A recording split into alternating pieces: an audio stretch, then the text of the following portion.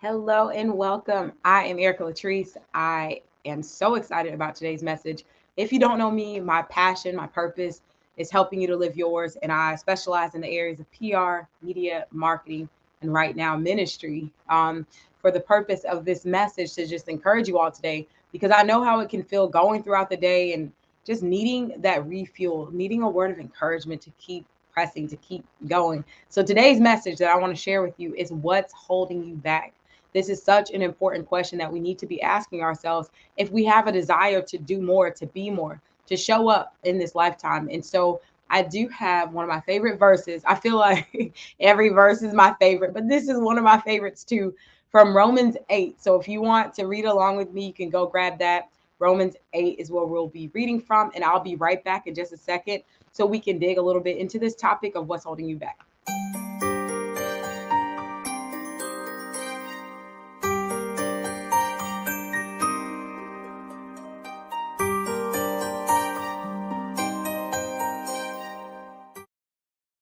Okay, so as promised, I'll be reading from Romans 8:28. And we know that in all things, God works together for the good of those who love him and are called according to his purpose.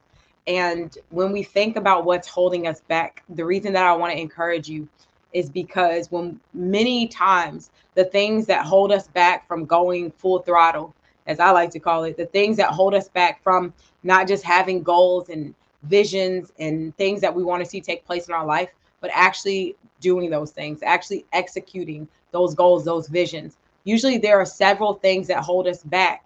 And when we understand that all things are working together for our good, those things that may feel like challenges, those things that may feel like obstacles, even a lot of those things that we have going through our mind that we're afraid or that it's not going to work out, having the stance of Romans 8:28 will keep you on your path, knowing that God's working it all together for your good. Nothing is catching him off guard.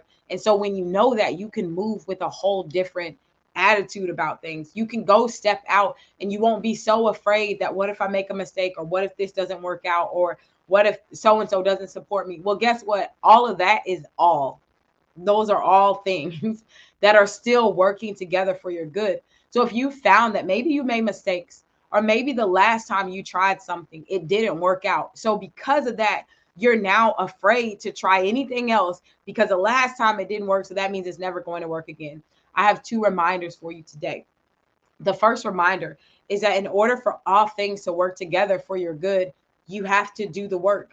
These things are going to happen, but it's in our taking action. In fact, Ephesians 6 is another great verse that reminds us. It says, after having done all, stand. And this is putting on your full armor. But after having done all, and too often we can sit back and think all, we've been brainstorming like crazy for the last 12 years, or we've been envisioning all, or we've been excited about all, but we haven't done all. And so, my question to you today is what's holding you back?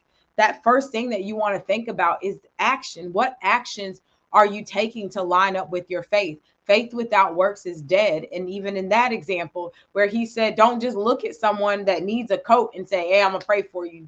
Faith, praying for you, fam, praying for you, sis. But you don't come with the coat.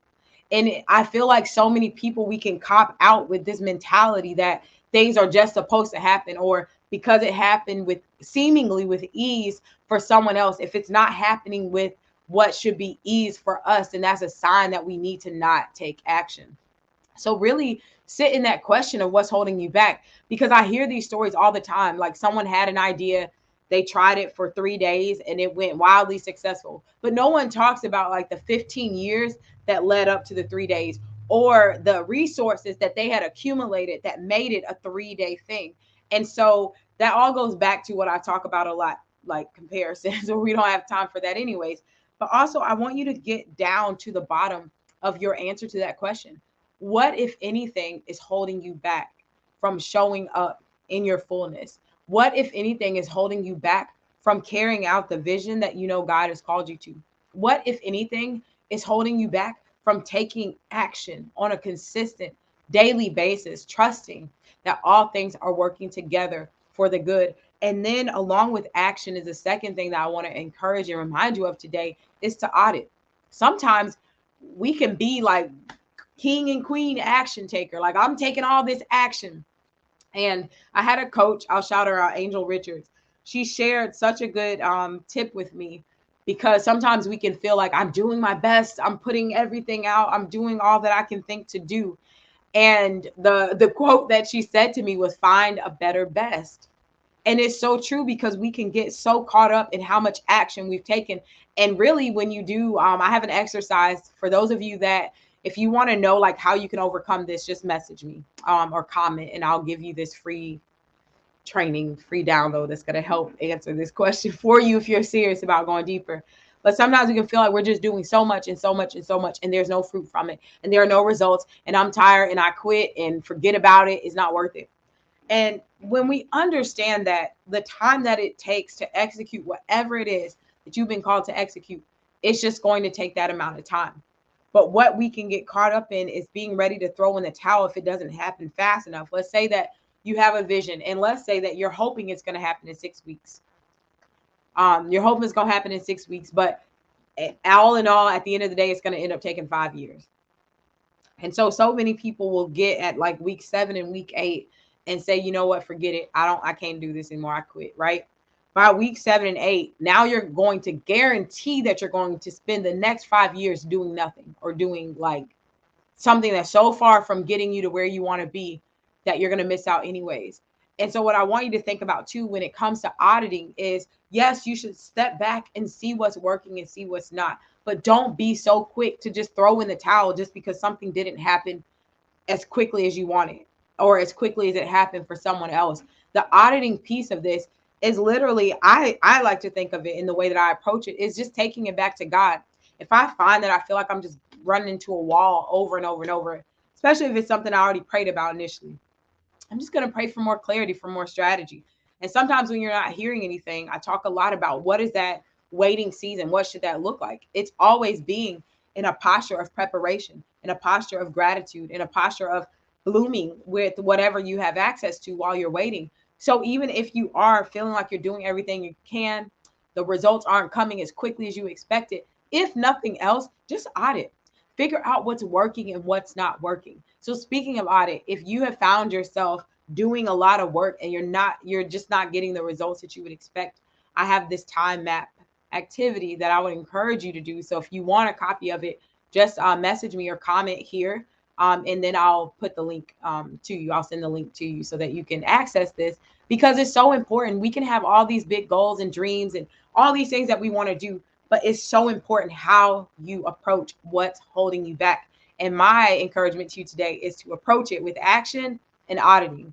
Approach it with action and auditing, and you may not recognize yourself just a few weeks or a few months from now. So if you are someone, if you know that you have been called to share your message, if you have a vision where you want to turn that message into a movement, I'm talking events, you want to speak more, you want to get media coverage, you want to start sharing your message on more platforms and stages and connecting with your ideal audience, whether it's starting a business, whether you are an expert, an entrepreneur. I specialize in helping women turn their messages into a movement. I love doing this. I have live events coming up. And so if you are interested, you can go to standonyourstory.com and submit your application there. If you have questions or you just need a strategy session and some support, you can email me at info@ericalatrice.com.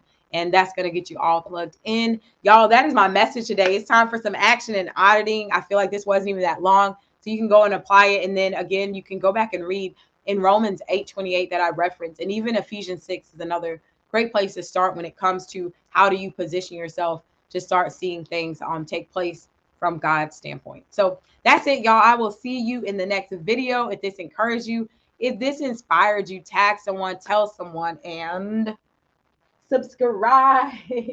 Subscribe here wherever you're watching this. That's the best way that you can support, is by subscribing to the channel and sharing it with someone else. So make sure you drop those comments. Let us know where you're streaming from. Tell a friend, tag a friend, and y'all take care.